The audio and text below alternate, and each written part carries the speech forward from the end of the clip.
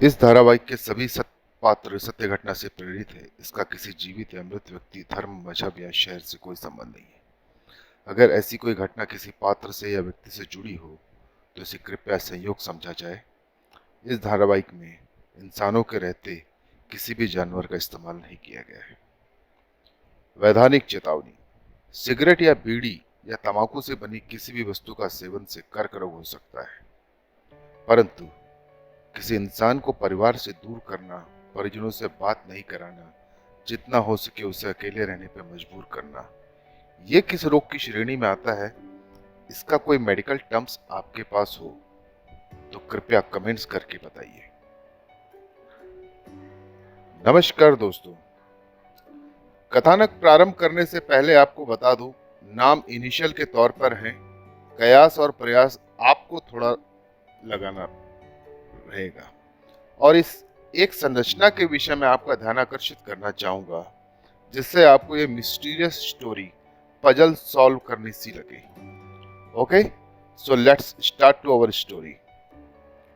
यूं तो माफिया के विषय में कई किताबें, साहित्य, फिल्में हम सब ने देखी हैं, पर माफिया का एक स्ट्रक्चर होता है, उसे आज आपको समझाता हूं ताकि इस स्टोरी को समझने में आपको बहुत आसानी होगी।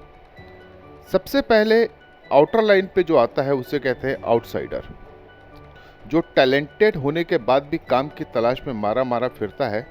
फिर किस्मत उसे अपनी लॉयल्टी प्रूफ करने का मौका देती है और उसे ये सब एसोसिएट, जिसे मेडमैन कहते हैं, वो देता है। उसकी कसौटी पे खरा उतरने के बाद वो आउटसाइडर बनता है सोल्जर। उसके बाद जब उसमें आत्मविश्वास आ जाता है तो बनता है कैपोरिज्म। उसके बाद तरक्की करके अंडर बॉस हो जाता है। फिर स्टेज आती है कॉसिंगलरी की। फिर बनता है वो डॉन, और जहां सब डॉन बैठकर मीटिंग करते हैं उसे कहते हैं कार्टल, और इन सब कार्टल को जो हैंडल करता है उसे कहते हैं द गॉडफादर।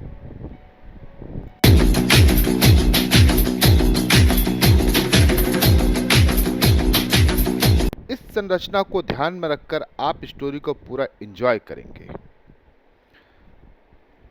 14 जून को एसएसआर के सुसाइड के बाद बहुत सी स्टोरी कॉइन हुई। सबने अपने अपने एंगल फिट किए, कैस लगाए और न जाने क्या क्या, पर सबसे ज़्यादा लूप्स एंड होल अगर किसी की स्टोरी में है तो वो खल निग्रह की स्टोरी पर है, और जिसे रोज अपना स्टेटमेंट बदलना पड़ता है।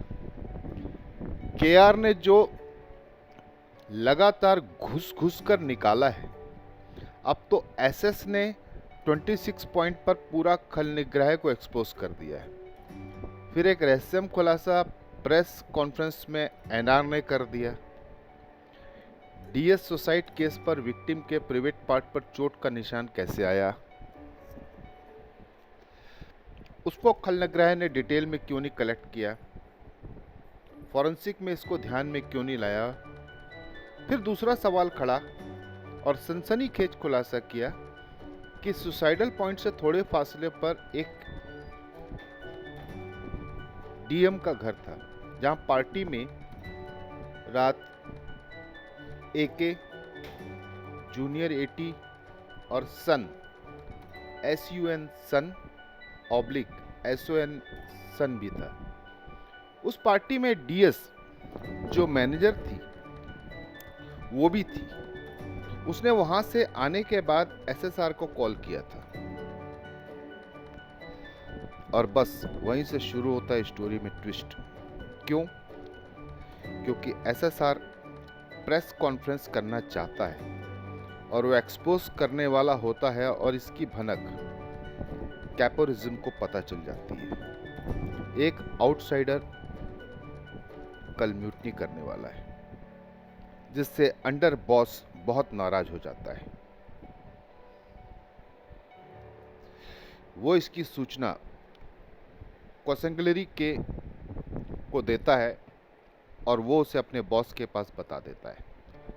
फिर आनंद फानन में कार्टल की मीटिंग होती है, जिसकी सूचना गॉडफादर तक ध्यान में लाई जाती है, और फिर जारी होता है डेथ वारंट डेडलॉक होती है 14 जून की। उससे पहले विक्टिम के आसपास उसके सपोर्टिंग हैंड्स की टीम बदल दी जाती है, नए बंदे जो दोनों पर नजर रखते हैं, विक्टिम पे भी और बॉस पे भी। और मौका देखकर एक 6 फुट से ज्यादा लंबे इंसान को 8 फुट की छत पर फैन के साथ लटक जाता है अचानक। एज पर स्टोरी, सबसे पहले ताला तोड़ने वाले को बुलाया जाता है, फिर 10 मिनट में बंदा भी मिल जाता है। वो ताला तोड़ देता है, फिर दोनों स्टाफ उसको सेंड ऑफ करने नीचे तक जाते हैं और फिर वापस आकर देखते हैं। मतलब कितनी अनडाइजेस्ट सी बात है ना। अरे भाई, जब दरवाजा तोड़वाओगे तो पहले अंदर जाओगे कि तोड़ने वाले को बाहर तक छोड़ने जाओगे? सोचो जरा। लेकिन एक बात तो तय है, एसएसआर तारों का अध्ययन करने का शौक रखता था। बहुत खूबसूरत टेलीस्कोप भी था उसके पास, पर अफसोस पास के लोगों को देख नहीं पाया। आखिर इंजीनियर जो ठहरा। बस इस संप्रदाय वालों की यही प्रॉब्लम हमेशा से है यार। इनकी चॉइस सच में चुनने में बहुत खराब रहती है, वाहियात रहती है सही में। और उसके पीछे कहीं ना कहीं वही बात, आइडेंटिफाई तो ये संप्रदाय हो जाता है, पर आइडेंटिटी बनाने की कोशिश जब भी करता है तो लाइफ इनकी लगा देती है। लेकिन जो दूसरे संप्रदाय वाले हैं उनको एक बात बता दूं, इस संप्रदाय की एक खासियत जो पहले सेमेस्टर से ही होती है। डेस्कटॉप पर जो एक फोल्डर दिखता है ना, दरअसल काम वश वाला सब फोल्डर 19वां होता है। बाकी सब में प्रोजेक्ट मटेरियल और गाने मिलते हैं। मुद्दे की बात सेकंड लास्ट सब फोल्डर में ही मिलती है। और कमोवेश बरगद का पेड़ अब उस शहर में आके बैठ गया है, उस 19वें सब फोल्डर की तलाश में। पर खल निग्रह ने उसे क्वारंटाइन में हाउस अरेस्ट जैसा कर रखा है। अब आप जिसे सिटी में ढूंढ रहे हो, क्या पता वो बी फार्म हाउस में बैठकर गॉडफादर से अगले ऑर्डर की प्रतीक्षा कर रहा हो। अब आपकी जिम्मेदारी ये है, इस क्वांटम थ्योरी के 6 यंत्र चारण, मारन, उच्चाटन, मोहन, स्तंभन और विध्वंसन के यंत्र का षड्यंत्र रचने वाले रचयिता कौन है? आप प्रूव करके बताओ। मैं अपनी थ्योरी पर आजीवन कायम हूं कि इंजीनियर आत्महत्या कभी नहीं करता, क्योंकि फर्स्ट सेमेस्टर से उसे बक स्टार स्टार सुनने की आदत रहती है। मोरल ऑफ द स्टोरी ये है कि इंजीनियर को कभी फिंगर मत करो, नहीं तो पूरा गांव मुजरिम के कटघरे में ही खड़ा मिलेगा।